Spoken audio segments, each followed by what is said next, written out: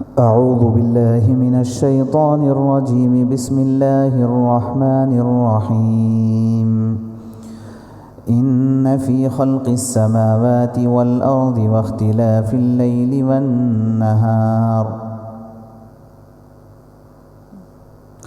إن الصفا والمروة من شعائر الله فمن حج البيت أو اعتمر فلا جناح عليه أن يطوف بهما ومن تطوع خيرا فإن الله شاكر عليم. إن الذين يكتمون ما أنزلنا من البينات والهدى من بعد ما بيناه للناس في الكتاب أولئك يلعنهم الله ويلعنهم اللاعنون إلا الذين تابوا وأصلحوا وبينوا فأولئك أتوب عليهم وأنا التواب الرحيم. إن الذين كفروا وماتوا وهم كفار أولئك عليهم لعنة الله والملائكة والناس أجمعين خالدين فيها لا يخفف عنهم العذاب ولا هم ينظرون. وإلهكم إله واحد لا إله إلا هو الرحمن الرحيم. صدق اللہ العظیم. آیت نمبر 157 سے 163 تک کی ابھی تلاوت کی گئی ہے سورہ بقرہ میں. سب سے پہلی آیت میں اللہ تبارک و تعالی نے صفا اور مروہ کو اپنے شعائر میں سے قرار دیتے ہوئے فرمایا ہے کہ یہ اللہ کی متعین کردہ علامتوں میں سے ایک علامت ہے.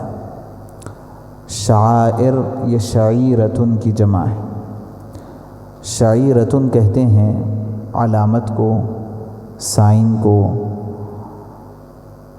اور کسی چیز کو پہچاننے کے لیے جو مختلف طریقے ایجاد کیے جاتے ہیں اس کو شعیرہ کہتے ہیں. یا اس کو سمجھنے کے لیے یوں کہیے کہ ہر چیز کی ایک آئیڈینٹیٹی ہوتی ہے، اس کو شعیرہ کہا جاتا ہے. جیسے اگر کوئی حیدرآباد ہے، بہت بڑا شہر ہے، لیکن جہاں حیدرآباد کی شناخت کی ضرورت پیش آتی ہے تو چار مینار وہاں اتار دیا جاتا ہے. تو چار مینار یہ حیدرآباد کے لیے ایک شعیرہ ہے، ایک سائن ہے، ایک علامت ہے. یو ایس کے لیے لبرٹی کا ایک اسٹیچو پیش کیا جاتا ہے. جہاں وہ اسٹیچو رہے گا تو سمجھا جائے گا کہ یہاں جو بات ہے یہ یو ایس سے متعلق ہے. دبئی کے لیے برج خلیفہ کو بطور مثال، بطور شعیرہ پیش کیا جاتا ہے. اور جس کو علامت کے طور پر طے کیا جاتا ہے اس کی بہت بڑی اہمیت ہوتی ہے، اور جس کی اہمیت زیادہ ہوتی ہے تو اس کی حفاظت کے لیے انتظامات بھی غیر معمولی ہوتے ہیں، اور اس کے لیے قانون بھی زبردست طریقے سے غیر معمولی بنا ہوا ہوتا ہے. کسی سرکاری عمارت کے اوپر حملہ کر دینے کا اتنا زیادہ اثر نہیں ہوگا جتنا اثر چار مینار پہ حملہ کرنے کا ہوگا. اگر کوئی برج خلیفہ کو نشانہ بنائے گا تو یہ ایک بہت بڑی بات ہے، اتنا آسان نہیں ہے، اور اگر ہوگا تو اس کے لیے قانون بھی بڑا سخت ہوتا ہے. تو جس طرح سے ہر چیز میں ایسا ہے، ہر کمپنی کا ایک اپنا لوگو اور مونوگرام ہوتا ہے، وہ اس کمپنی کی علامت سمجھا جاتا ہے. ہر ملک کا ایک اپنا جھنڈا ہوتا ہے، وہ اس ملک کا شعیرہ سمجھا جاتا ہے۔ اسی لیے کوئی بھی کپڑا ہو، کوئی بھی دوسری علامت ہو، وہ اگر کہیں گرا پڑا ہو جائے تو کوئی بری بات نہیں ہے، اس کو کوئی برا نہیں سمجھتا۔ لیکن اگر ملک کا جھنڈا ہو اور وہ کہیں کسی کے پیر کے نیچے آ جائے اور اس کے اوپر شکایت درج کر دی جائے، اس کے اوپر سے کوئی گاڑی چلی جائے، وہ کہیں پر گرا ہوا رہ جائے، اس کے لیے قانون الگ ہے، بہت سخت قانون اس کے لیے بنا ہوا ہے۔ کیوں؟ اس لیے کہ اس کے ساتھ اس ملک کی شناخت اور اس ملک کی شرافت جڑی ہوئی ہے، اور اس جھنڈے کی بے ادبی کا مطلب یہ ہوتا ہے کہ اس ملک کا کوئی احترام ہمارے دل میں نہیں ہے۔ ایسے ہی بہت ساری چیزیں ایسی ہیں جو اسلام کے شعائر میں سے، جس طرح کسی ملک کے شاعر کی اہمیت ہوتی ہے، اس سے زیادہ ظاہر بات ہے کہ جو چیزیں ایسی ہیں جس کے ساتھ اسلام کی شناخت جڑی ہوئی ہے، وہ اسلام کی شاعر، اسلام کے شاعر کہلاتے ہیں۔ چنانچہ ہر ایسی چیز جس کو دیکھ کر کے اسلام کی جو ہے پہچان ہوتی ہے، وہ سب شاعر اسلام کہلاتے ہیں۔ کعبۃ اللہ شاعر اسلام میں سے ہے، صفا اور مروہ یہ شاعر اسلام میں سے ہے۔ ایسے ہی مساجد یہ شاعر اسلام میں سے ہے، مساجد کے مینارے یہ شاعر اسلام میں سے۔ قربانی کے جانور یہ بھی شاعر اسلام میں سے۔ حجاج جب وہ احرام باندھے ہوئے ہوں وہ شاعر اسلام میں سے۔ لہٰذا اس کی اہمیت زیادہ، اس کے لیے قانون الگ۔ آپ کو پتہ ہوگا کہ جو جانور قربانی کی نیت سے خرید لیا جاتا ہے، اب اس جانور کے اوپر سواری کرنا جائز نہیں ہے، اس لیے کہ جب اس کو قربانی کی نیت سے خرید لیا گیا تو اب یہ عام جانور نہیں رہا، اب اس کا احترام کرنا ہے، جیسے ملک کے جھنڈے کا احترام کرنا ہے، اس کو سلوٹ مارا جاتا ہے، ایسے ہی قربانی کے جانور کا اب احترام کرنا ہے۔ اس کے اوپر سوار نہیں ہو سکتے، اس کا دودھ آپ استعمال نہیں کر سکتے، اور اس کو آپ بلا وجہ ستا نہیں سکتے، اس کو تکلیف نہیں دے سکتے، گناہ ہوگا۔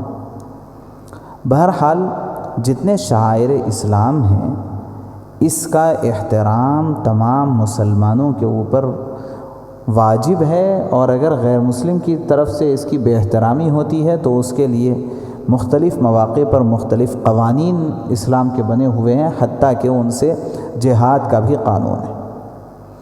اللہ نے یہاں پر صفا اور مروہ کے سلسلے میں ان آیات کے اندر بیان فرمایا ہے، کیونکہ ظاہر ہے کہ دیکھنے کو وہ ایک چھوٹی سی پہاڑی، دو چھوٹے سے پہاڑ ہیں، لیکن اس پہاڑ کے ساتھ اسلام کی بہت ساری تاریخ وابستہ ہے، اس لیے اس کی بہت زیادہ اہمیت ہے۔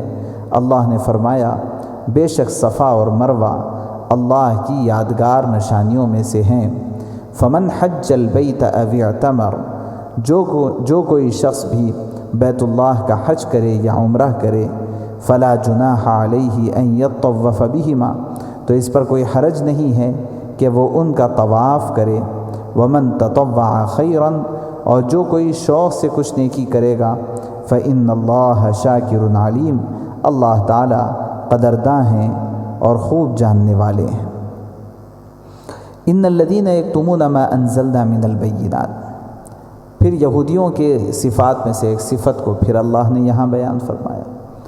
ان کے جو علماء تھے، ان علماء کے پاس ایک بڑی بری صفت تھی، بہت خراب عادت تھی، اور وہ خراب عادت یہ تھی کہ تورات اور انجیل کے جو احکام تھے اس کو وہ چھپا کر کے آنے والے لوگوں کی اپنی دلچسپی کے حساب سے ان کو مسائل بتا دیا کرتے تھے، اور پھر اس کو پروف کرنے کے لیے کہیں پر بعد میں دشواری نہ ہو، وہ تورات کو اور انجیل کو نکال کر کے اس میں امینڈمنٹس اپنی طرف سے کر دیا کرتے تھے۔ تو یہ ان کی بہت بری صفت تھی، اور جو اللہ کے احکام تھے اس کو وہ چھپانے کے عادی تھے۔ اللہ نے فرمایا ہے بے شک وہ لوگ جو چھپاتے ہیں ہماری اتاری ہوئی کھلی نشانیوں کو اور ہماری ہدایت کو بعد اس کے کہ ہم اس کو لوگوں کے لیے کتاب میں کھول چکے ہیں، اولئک یلعنہم اللہ ویلعنہم اللاعنون، تو وہی لوگ ہیں جو وہی لوگ ہیں جن پر اللہ لعنت کرتا ہے اور ان پر لعنت کرنے والے لعنت کرتے ہیں، الا الذین تابوا واصلحوا وبینوا، البتہ جنہوں نے توبہ کی اور اصلاح کر لی اور حق کا اظہار کیا، فاولئک اتوب علیہم، تو ان کو میں معاف کروں گا، وانا التواب الرحیم، اور میں ہوں معاف کرنے والا مہربان۔ ان الذین کفروا وماتوا وهم کفار، بے شک جن لوگوں نے انکار کیا اور اسی حال میں وہ مر گئے، اولئک علیہم لعنت اللہ والملائکۃ والناس اجمعین، تو وہی لوگ ہیں کہ ان پر اللہ کی اور فرشتوں کی اور آدمیوں کی سب کی لعنت ہے، خالدین فیہا لا یخفف عنہم العذاب ولا هم ینظرون، اسی حال میں وہ ہمیشہ رہیں گے، ان پر سے عذاب ہلکا نہ کیا جائے گا اور نہ ان کو ڈھیل دی جائے گی۔ وَإِلَٰهُكُمْ إِلَٰهٌ وَاحِدٌ، تمہارا معبود بس ایک ہی معبود ہے، لا الہ الا ہو، اس کے علاوہ کوئی معبود نہیں، الرحمن الرحیم، وہ بڑا مہربان نہایت رحم والا ہے۔ خلاصے کے طور پر ان آیات کے اندر ہم سب کو دو سبق دیے گئے ہیں اللہ کی جانب سے۔ پہلا سبق تو وہی ہے کہ جو شعائر اللہ ہے اس کا احترام ہم سب پر ضروری ہے، دل سے بھی اس کا احترام کرنا ہے اور ظاہری طور پر بھی اس کا احترام اپنے دل میں رکھنا ہے۔ اور دوسرے یہ ہے کہ اللہ تبارک و تعالیٰ کی جانب سے جو ہدایات ہمیں اور آپ کو ملی ہوئی ہے قرآن پاک کی شکل میں، احادیث مبارکہ کی شکل میں اور دین و اسلام اور شریعت کی شکل میں، اس کو اپنے پاس چھپائے رکھنے کے بجائے اس کو ہم دوسروں تک پہنچائیں۔ اگر نہیں پہنچائیں گے تو اللہ نے لعنت کا اعلان کیا ہے کہ جو لوگ انکار کرتے ہیں اور اسی حال میں مر جاتے ہیں کفر کی حالت میں، تو ان پر اللہ کی بھی اور فرشتوں کی بھی اور تمام لوگوں کی لعنت ہے اور وہ اس لعنت میں ہمیشہ رہیں گے، عذاب ان پر کم نہیں کیا جائے گا۔ اس لیے جو ہمیں معلومات ہے دینی اعتبار سے، ان معلومات کو دوسروں تک پہنچانے اور اس کے ذریعے سے تبلیغ کی جو ذمہ داری ہم پر ہے اس کو انجام دینے کی فکر ہم لوگ کریں۔ اللہ سے دعا ہے کہ اللہ ہمیں توفیق عمل نصیب فرمائے۔ سبحان اللہ و بحمدہ، سبحانک اللہ۔